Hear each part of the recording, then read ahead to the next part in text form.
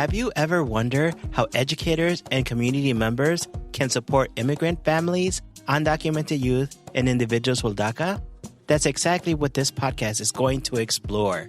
Join us to learn more about these topics, listen to our guest stories, and explore resources to support students and their family. I'm your host, Dr. Gerardo Mancilla. I immigrated to the United States at a young age and am currently working as an associate professor of education. This is the Educators and Immigration Podcast. Hello and welcome to another episode of Educators and Immigration. I'm your host, Dr. Gerardo Mancilla. As listeners might remember, I am a part of the steering committee for MISOL Advanced Parole Study Abroad program. I haven't had an opportunity to release news episodes in a while because we were coordinating 2 MISOL cohorts last semester. We were very fortunate that the participants had the opportunity to travel back to Mexico to reconnect with their families, their histories, and their identities. As we move forward, I'm planning to continue working on releasing more podcast episodes and continue having important conversations about immigration and our current state. And it's important to think about how to continue supporting our students, our families, and our communities. There are many changes that are happening every day, and it's important to continue having these conversations to learn about the resources that can help us with immigration. Today, we'll be speaking with Matt Gale, who is the Chief Strategy Officer at Lawfully Inc. Lawfully is an immigration technology company that helps to track and analyze the process of an immigration or visa case. This episode is not being sponsored by Lawfully, and I want to be transparent that I have not personally used the application. I have done research on it, but do not actively have a USCIS case number to be able to track within the application. Matt joined Lawfully about a year ago and is serving as a Chief Strategy Officer, where he works on improving the immigrant experience. Previously, he served as a transformational and strategy leader at BAL, a major immigration law firm. Prior to that, he was the EVP of Consumer Products at Simple Citizen. Matt works to build products and designs to enhance the immigration and mobility experience for many people. Matt, welcome to the show. Thank you so much, Gerardo, for having me. And so usually the first question that I start with is asking the guests if they could tell us a little bit about themselves and anything that they would feel comfortable sharing with the public. Yeah, definitely. Really grateful to be on the podcast with you today. And over my career, worked with lots of international students and international educators. So feeling grateful to share a little bit about what we do and a little bit about my story with these folks, because I don't get to interact with these folks as much as I would like. I spend a lot of time with immigration lawyers. And so I definitely enjoy when I get to spend time with international educators. I'm from Utah, and I started my career working in immigration because I went through the immigration process with my wife, who is from Costa Rica. We met during our undergrads.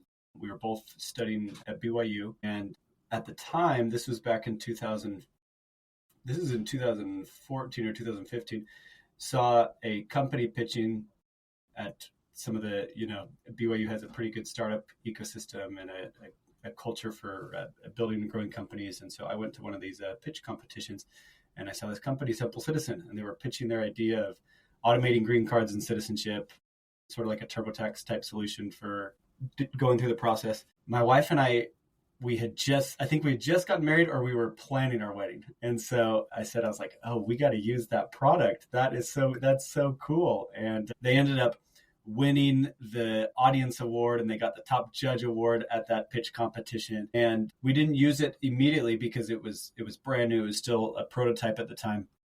But a few months later, we ended up signing up and using the product. We were some of the very first people to use the product when it launched. And a year later, when I decided I wasn't going to pursue a career in investment banking, and I wanted to join an early stage startup that worked in an area of impact that I cared about, I ended up joining the company. And I was one of the very first employees there. I ended up wearing nearly every hat there is to wear in a scaling startup, and experienced all the highs and all the lows of building a company.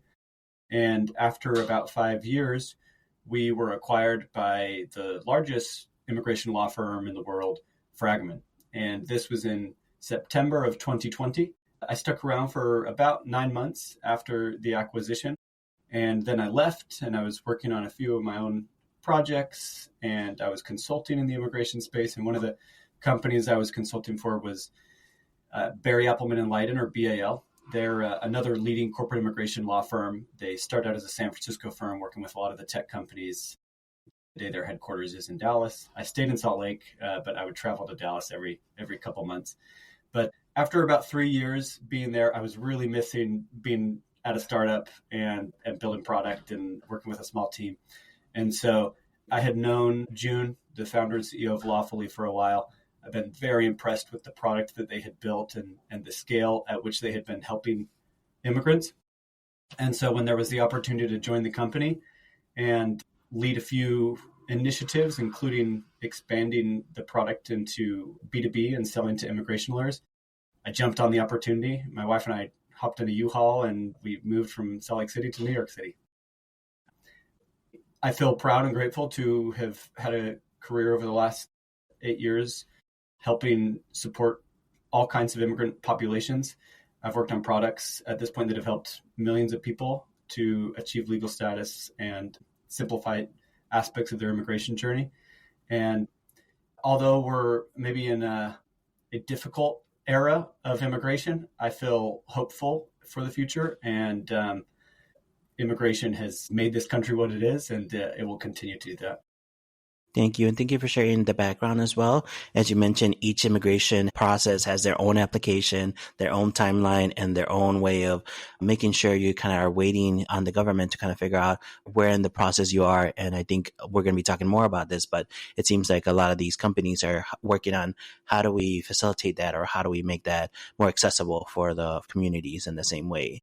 Mm-hmm. You kind of shared a little bit about where the passion comes from. So I don't know if there was anything else that you wanted to talk about as you think about working with immigrant populations and thinking about enhancing this experience for people. Was there anything else that you wanted to add in terms of, like, you kind of shared it in your introduction about where it's personal for you, this work is personal, and you're also trying to think about how do you make it a better experience from the mobile experience too? Yeah, so two core experiences come to mind. So obviously, being married to an immigrant, having gone through the green card and citizenship process with her is deeply personal. And the reason that I started working at Simple Citizen, and the reason that I knew Simple Citizen as a product, and that it was an area of impact that I cared about. But there are a few other things that really drew me to immigration. One is I lived in Mexico for a few years, from 2011 to end of 2013. And I met so many amazing people, and I fell in love with Mexico. I try to go back once or twice a year. I've gone back every year since 2016, except for 2020. And so I spent a lot of time in Mexico. But while I lived down there, I spent a lot of time just in folks' homes, getting to know them, getting to know their families. And I met a lot of people who experienced deportation. And, growing up, you maybe think that people that are getting deported are criminals, or that, I don't know, you have assumptions, and we're seeing that today. But when I went down there and I met people that had experienced deportation and had really negative experiences with CBP and border enforcement and everything, it was just heartbreaking, because some of these people are the most amazing people I have ever met. And so when I moved back to the US, I sort of had just a drive to be able to help improve the process and support people that maybe were born on a different side of an imaginary line, and, means that your life can be very different. And so when I started my undergraduate education, that was sort of core in my mind every day. And the other thing that I was thinking of is during my undergrad, I met a woman from Afghanistan who came to the US on a medical visa and applied for asylum. And she experienced persecution by the Taliban, and the Taliban actually killed her father. And I remember I helped her through different stages in her immigration journey, including preparing and submitting her asylum application. And I remember I was with her. We went to dinner the night that Trump was elected, and we were driving back, dropping her off where she was staying. And we all just like start crying when he first got elected, because we're like, man, what is this going to mean for asylees and for refugees? And so that moment was one of those moments where I was like, man, I want to go all in on doing whatever I can to improve the immigration process and to be able to help folks. And for the last 8 years, I've been doing that from a technology perspective. Thank you. And as you mentioned, also thinking about people's strengths that they're bringing, immigrant strengths that they're bringing, their lived experience, and also how the policies and practices are set up in a way that you have to, even to try to get a visa to the United States, the standards are so high to be able to even just be able to get a visa to the United States. And then thinking about each of the application processes, once you're even in the United States, how hard it is to try to find a pathway for adjustment of status, or how to find a pathway. Right now we have humanitarian parole, TPS, like all of those that they're constantly changing. But thinking about all that process, that how complicated it is and how much information somebody needs to know, and to be able to go through each of those processes too. Oh, it's so overwhelming. And especially, add on if you don't speak English, and all the government forms are in English. And now the White House doesn't even, they're not even publishing things in Spanish. So language barriers, how that also becomes an issue too. And so in the introduction, I kind of mentioned that you're currently the Chief Strategy Officer for Lawfully. Mm-hmm. Can you share more about the company itself? What does the company do? I know part of it is the application, but there's a lot more that it offers. Can you speak a little bit more about Lawfully? Yeah. So Lawfully started in 2019. June, our CEO and co-founder, he is a physicist from Korea, and he worked at a national laboratory for 15 years on assignment at Princeton. And his wife is an immigration lawyer, and she's also one of the co-founders of Lawfully. She runs her immigration practice, but he started working on these projects around big data within physics of, creating visualizations, running big data models. And he said, man, could we apply this to immigration? He had gone through the process himself, and he said, could we do predictive big data models in immigration? So that's sort of how Lawfully started as a side project. And ultimately, as it was picking up traction, they incorporated, built a mobile app, and it evolved to support people with tracking their immigration cases and also offering peer-to-peer comparison and visualizations. And so launched on the App Store in 2019. And today we've helped over 2 million people to track over 5 million cases. And we have a community where people share their journey, their timeline, and encourage one another. Because some of these different categories, you might have a 5, 6, 7 year wait, especially under VAWA. Like some of these folks are waiting a long time, and it's like such a joyous moment when they finally get the green card. And we also have an attorney marketplace, so people can book consultations with attorneys. We've got about 40 or so attorneys on there, and low cost and pretty easy process. And we even have some attorneys that have slots at like midnight, 1 a.m, because we have a few that just are like, they're digital nomads and they travel the world and do consultations on Lawfully. So that's cool to see that people can book a consultation live at 1 a.m. It's a product that's made legal access a lot more accessible. And one of the things that I've been working on for the last 9 months is we discovered that there were over 2,000 folks on the mobile app that were tracking 20 or more cases. A few folks were tracking hundreds, and we even had a couple that were tracking thousands. And so I called all these folks and I said, hey, like, tell me about you and about what you're doing and why you're tracking so many cases on our mobile app. Folks that are helping people professionally, they're law firms, they're nonprofits, they're universities, they're corporates that are filing for their employees. And so we decided to build a solution for individuals that do professional immigration work. And we built that last year, and we launched it end of summer, and we've been working on getting it in the hands of these organizations. And that's what I've been spending a lot of my time doing. And so in terms of my role, I lead sales and go-to-market, customer success, and I support a lot of the other teams, and especially product. Thank you so much for sharing all the different resources that are available within Lawfully. And just so I make sure I understand it correctly, what it does, it aggregates all the users that it has. And then based on the different types of application from the users, it kind of says, if you're applying for this kind of petition, it would be approximately this amount based on the users that we have using the same kind of application. If you have a different kind of application, here's what it would look like. And so is that correct in my understanding of kind of like how it aggregates the data, kind of looks at what are the trends, and then it's able to share that back with the users themselves? Exactly. So, for example, my wife got citizenship in 2023. We submitted I-130s for my mother-in-law and my father-in-law. And so I'm tracking the I-130s on the Lawfully mobile app. You probably can't see that, but they can sort of see it. And so under her I-130 and under the IR5 category, with a filing date of March 12th of 2024, processed at the National Benefits Center, there are a few hundred folks that are using the Lawfully with that same criteria, right? So we've got about 400,000 to 500,000 folks every month that are using the app. But under that specific criteria, there's only a few hundred. Under certain criteria, there might be thousands or tens of thousands.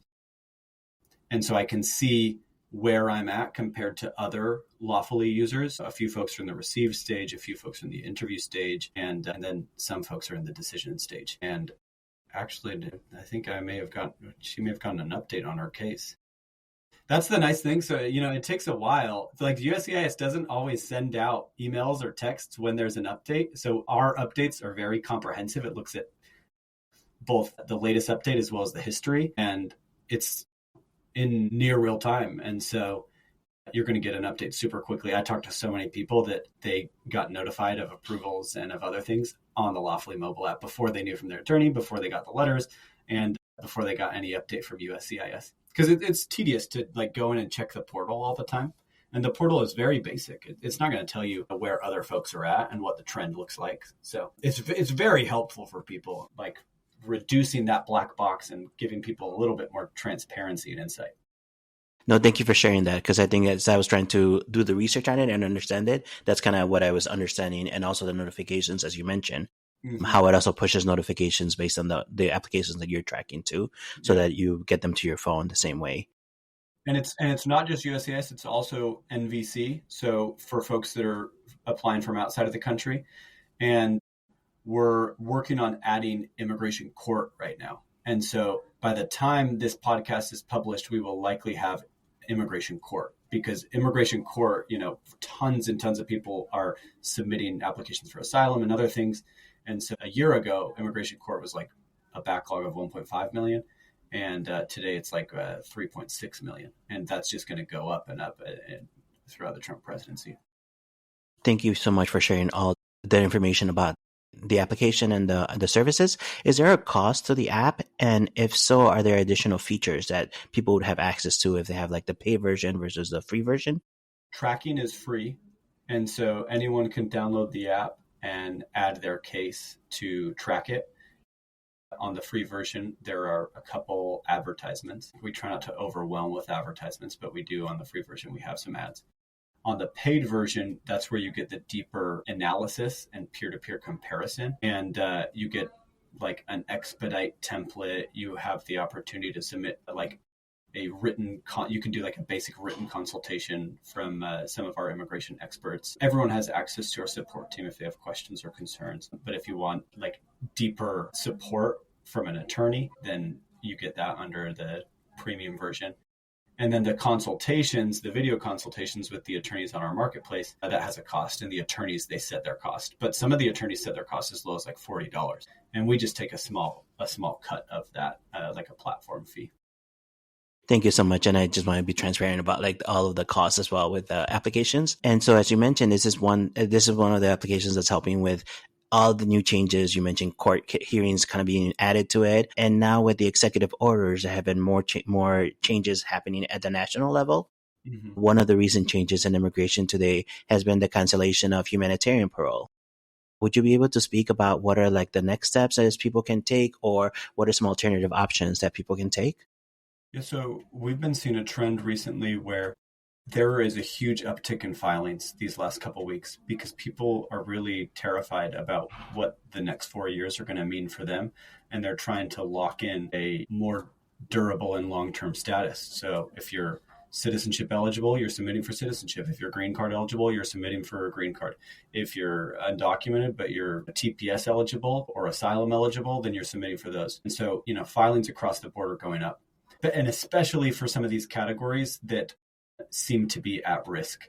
And we've already seen a few of the categories that have just been ended, like humanitarian parole. Under the Biden administration, they approved over 500,000 folks on humanitarian parole. And these are folks that they got U.S. citizen sponsors.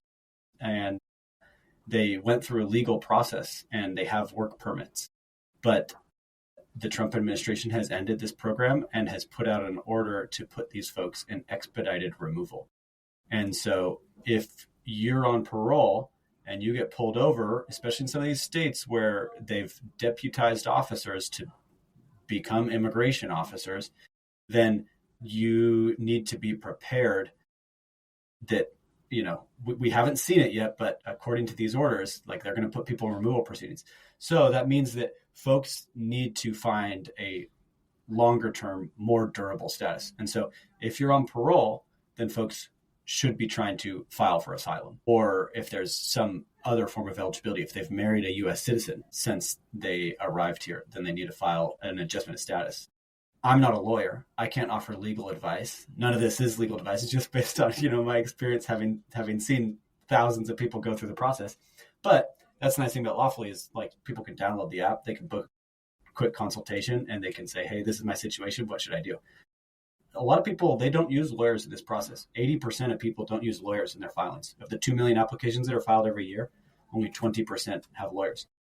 And so if you plan on doing this on your own, an asylum application or an adjustment of status application to get a green card, it makes sense at least to consult a lawyer, ask a couple questions, be a little bit more prepared in your filing, especially for asylum. Folks that have lawyers for asylum cases, the approval rate goes up like 3 or 4x. Yeah. And I would agree with you that having a lawyer, having a consultation with a lawyer as the immigration laws are changing consistently is being able to check in with a lawyer and see if there's any other pathways that might be available too, based on everybody's individual situations and different pathways too, that one of these immigration pathways might be open. Unfortunately, sometimes it has to do with if they've experienced violence, for example, then a different pathway might be possible too. And so it's important to be able to consult with a lawyer if possible on any of your situations to see if there's any pathway for adjustment or for a different pathway to move forward with it. Thank you so much for sharing that information as well. And you kind of already referenced this, but this idea that there's so many types of immigration, so many types of visas applications that come through both the USCIS as well as NVC. And so do you have any trends that we could think about as how things are taking longer? I know that, for example, last year, immigration cases and all the different applications were taking way longer than expected. Are there any general typical trends that you've been noticing as you kind of been looking at all the data that has been coming through? Yeah, so under the Biden administration, we saw big improvements in terms of processing times. At the beginning of the Biden administration, post-Trump administration, first Trump administration, wait times were really long, and they brought those wait times down significantly across the board. And another trend that we saw is RFE rates. RFE rates across the board as well were very low under the Biden administration. And we're definitely going to see those things start to tick back up. And this is going to be across the board. I don't know the exact number of RFE rates under the first Trump administration, but even on the skilled visa side with H-1Bs, it was very high. And we are hoping to start publishing some insights and data around this because obviously we can look at the RFE trends and we can see how they've changed over time. We have hundreds of thousands of people that are adding their cases every month. And so that's something that we want to keep folks really in the know throughout the Trump administration. But we're going to see processing times start to go up, not only because the USCIS and these different government agencies are going to scrutinize more in their America First agenda, but we're also seeing an uptick in filings because of what I just said about people locking in the next best status. And there's just going to be more filings and not enough adjudicators to process these cases, especially as we've got the Department of Government Efficiency trying to cut people's salaries, lay people off, et cetera. So I'm sure it's going to get a bit hectic among all of these different agencies that are involved in the immigration process. Thank you for sharing that. And I know you also shared about some of the other additional resources that Lawfully offers, such as finding a lawyer or immigration resources. One of the other things that I noticed in the research was about mock interviews. Is that something that people can still do with Lawfully? Yep. Former government officials that did interviews, whether on the NVC side or the USCIS side, you can book a consultation with them and you can do a mock interview, and they can sort of walk you through what you can do to improve and to optimize your chances for And that would also be part of like the paid part of it, the Lawfully, right? Correct. Yeah. Those are one-time fees that you pay to most of that fee just goes straight to the individual, the lawyer, or the official, the former official who's doing the service. And we take a very small platform fee. And that's part of like the consultation that's happening with the professionals to be able to provide that service. Yeah, exactly. And you kind of mentioned this already, but USCIS has a form called G1145. That's the e-notification of application and pending acceptance. And I believe that's the one that you kind of fill in to kind of say if you want a text message or an email notification on your case studies. Can you talk about like the similarities and differences between the notifications that come through USCIS and Lawfully? Yeah, so USCIS, they have a government portal or an online portal where you can go and you can enter your case. You can also make an account. And then if you fill out the G1145, then you get these text messages as well. It's very basic. And I would say it's not super comprehensive. And so you'll get a text that says there's an update on your case. You click into it, you can log into the portal and you can see the latest update. And we noticed that it doesn't go out for all of the updates. And when you get on the portal, it doesn't show your case status history or anything. And so we found that people prefer to use Lawfully and get push notifications and be able to have the deeper peer-to-peer comparison and the comprehensive insights. But some people still choose to just rely on the government portal, and that's fine. But what we focus on is doing what we can to improve the experience and make sure that people are getting value and feeling like they have more insight and transparency into the process. Thank you. And so we've been talking about a lot of different supports and resources that are available for people, specifically talking about the technology and how to integrate technology into this whole process to be able to facilitate it and keep up to date with everything that is happening. Are there any additional resources that you have found to be helpful for people who are processing an immigration or a visa application? Yeah. So on our side, we've got a community board. People can get on the community and they can learn from one another. We publish resources regularly across all of our social media channels, YouTube, as well as on our website, resources, help center tab. But outside of Lawfully, I'd say there are some immigration lawyers out there that are putting some really great content. Greg Siskin is one of those. He is updating the lawyer community nearly every day on LinkedIn and across socials. So following the different lawyers that are very boots on the ground, I find extremely helpful. And then, the different nonprofits that are very involved in helping folks throughout this, I'd say they are going to be even more involved over the next 4 years.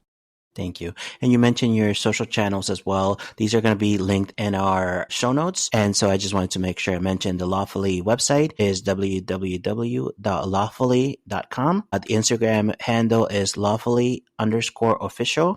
And then there's also a Facebook page that's Lawfully Tracker within the Facebook one. So I just wanted to make sure I mentioned those as the social handles and different ways that people can stay engaged with Lawfully as well. Was there any that I was missing? And the YouTube channel. Yes. Yeah. The YouTube. Yeah. So I just wanted to make sure I mentioned them, and we'll have them on the show notes for people to be able to follow up and follow them on social media as well. And if folks want to connect with me, they can add me on LinkedIn. You can just search Matt Gale and I've got a blue photo on there. And so happy to connect with anyone. Thank you. What advice would you have for undocumented youth, students, and families?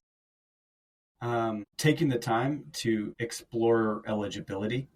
I hosted we sponsored an immigration hackathon last night that was put on here in New York by a close friend, Andy. He did like a really great job there. You're divided in 4 different categories of coming up with different ideas to help support the immigrant community.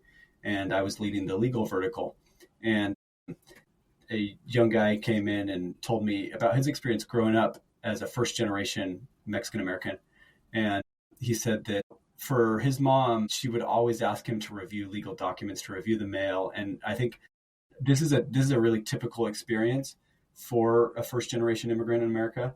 And he was just sort of ideating with me about different things that he could do to solve this. But as I was talking to him and asking him about his situation, it sounds like his mom, so he's a US citizen, over 21.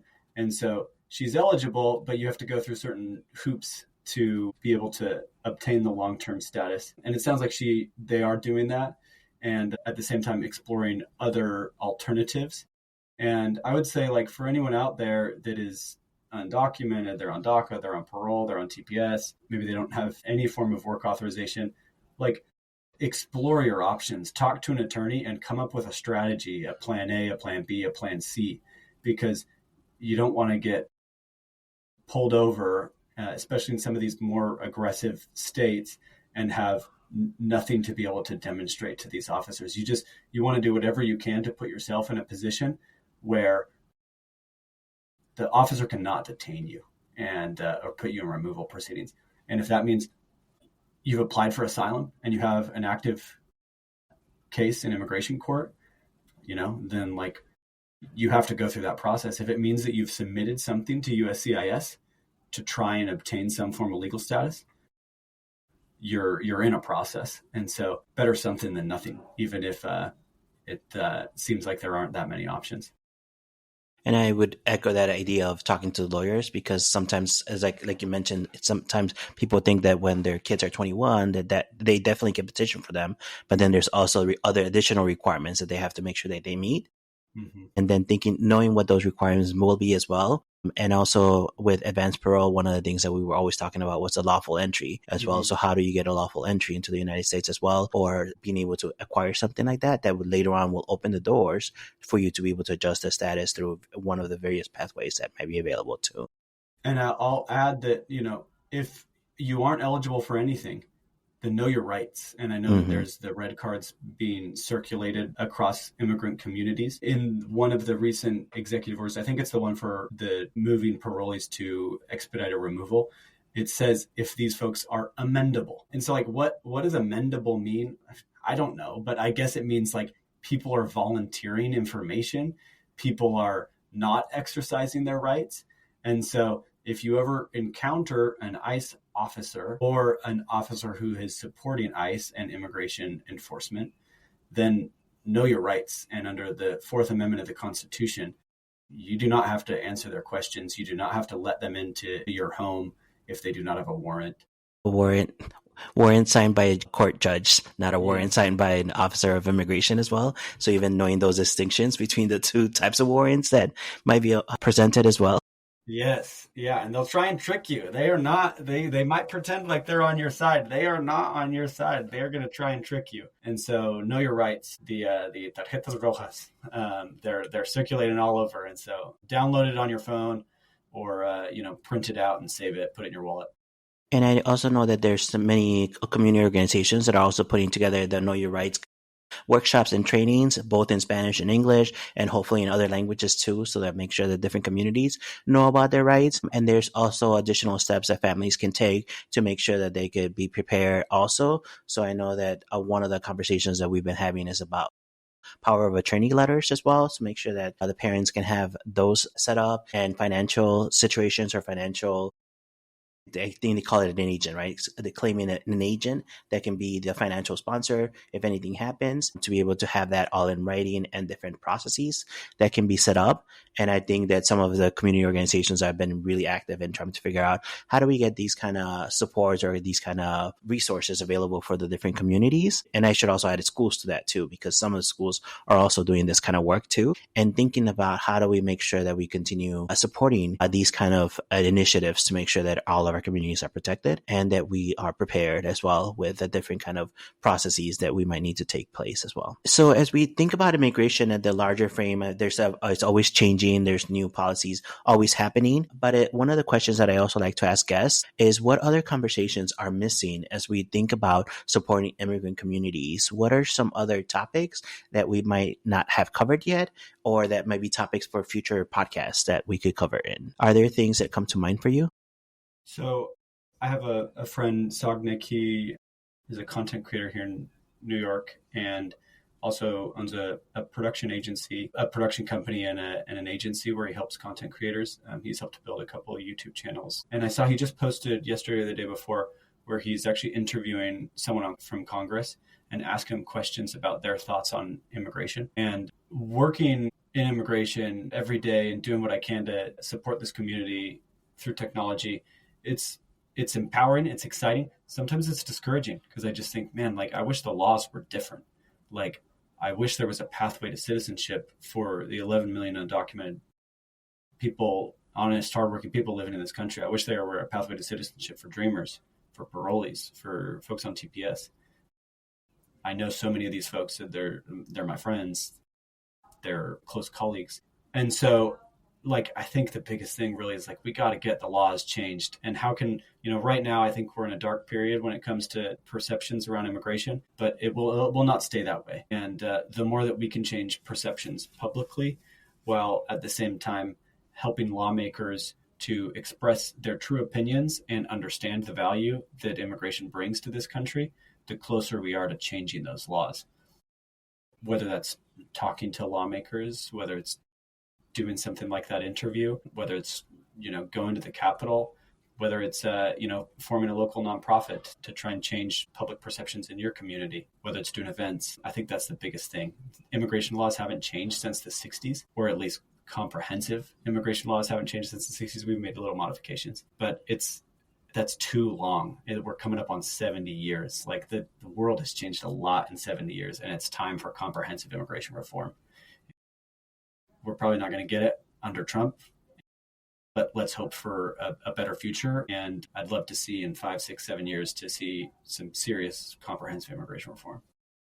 And that also reminds me that oftentimes people say, like, what can I do? How can I help? What are some action steps that I can take as well? And I think one of the ones that comes to mind is also if you don't have the time to be able to volunteer, for example, you could make sure you donate to the community agencies and the organizations that are doing this work, because I think that, as I mentioned, they're trying really hard to make sure that they make all these services available for all our communities. And so financial supports are always encouraged as well for any of our community organizations that are doing this work.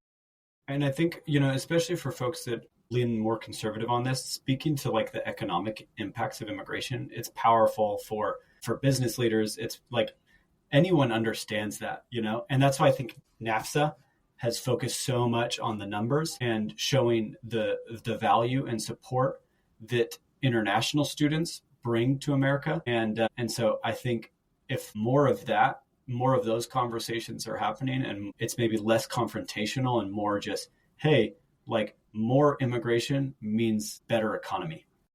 Like who's going to disagree with that? Yes. And also acknowledging that immigrants do pay taxes too, and they are contributing members to our society as well. And so I think that that's another misconception that people often say, oh, they're not paying taxes, but yes, they are paying taxes as well. Well, if it weren't for especially the undocumented immigrant population, Social Security would likely collapse, because they pay in and they don't get the benefit back. That's one of and there's all like a bunch of little examples like that throughout immigration that are just like injustice after injustice, and it's time for major reform. I agree with you 100%. Well, I want to make sure, Matt, that I thank you for your time and for sharing with us about Lawfully, as well as many of the services that it provides, as well as having this larger conversation about what are the changes that are happening in immigration today, and how can we find resources, and how can we be prepared to continue working for our communities, with our communities, and alongside with our communities as well. So thank you so much for your time and for coming to the show. Thank you so much. It's been such a great conversation. Thank you. And again, just for our listeners, there's many extra steps that you could take as well. All the information we posted is going to be posted on our show notes as well. But thank you so much. Thank you for listening. And I hope you have a good rest of your day. Thank you for listening to another episode of the Educators and Immigration Podcast. You can find out more information about us at www.educatorsandImmigration.com. Please remember to like, subscribe, and share our podcast with your family, friends, and colleagues. You could also leave us a review and rate us on Apple Podcasts as well as Spotify. Thank you again, and I hope you have a great day.